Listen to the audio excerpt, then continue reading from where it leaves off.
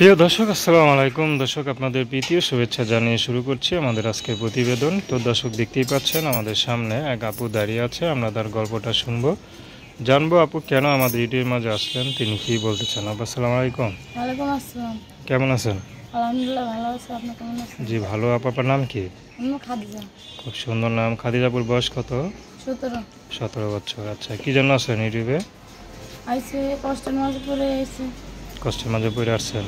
তো এই বয়সে, আবার তো ছোটো বয়সে কিসের কষ্ট? বিয়ে শাদী তো করেন নাই, করছেন? না, তাহলে কিসের কষ্ট? কে কষ্ট দেয়? কিসের কষ্ট? ছোটবেলায় বাবাও খেয়ে চলে গেছে, মাও খেয়ে চলে গেছে, অনেকটা বিয়ে করছেন শুনছে। আমি কই আছো এটা জানি না। ছোটো ভাই থাকে, খালার কাছে থাকতাম। আমি খালায় আর সেরকম দেখাশোনা করে না।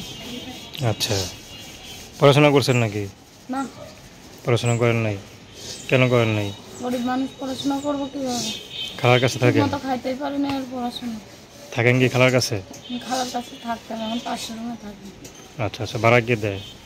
ভাড়া আমি নিজেই দিই, বাসা বাড়ি কাজ করি। বাসা বাড়ির কাজ করে ভাড়া দেন? একটা সেলাই মেশিন আছিল, চুরি হয়ে গেছে।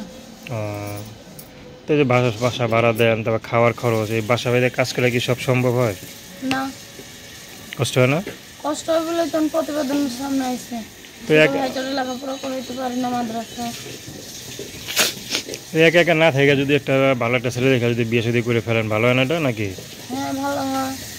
তো ইচ্ছা আছে বিয়ে শাদী করার? ইচ্ছা আছে। আচ্ছা, তো থাকেন কোথায়? থাকি ময়মনসিংহ।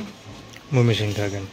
তো আপনার যে পরিস্থিতি বা যে অবস্থা বর্তমানে, তো মনে করেন টাকা পয়সা দিয়ে তো আর বিয়ে শাদী করতে পারবেন না। না।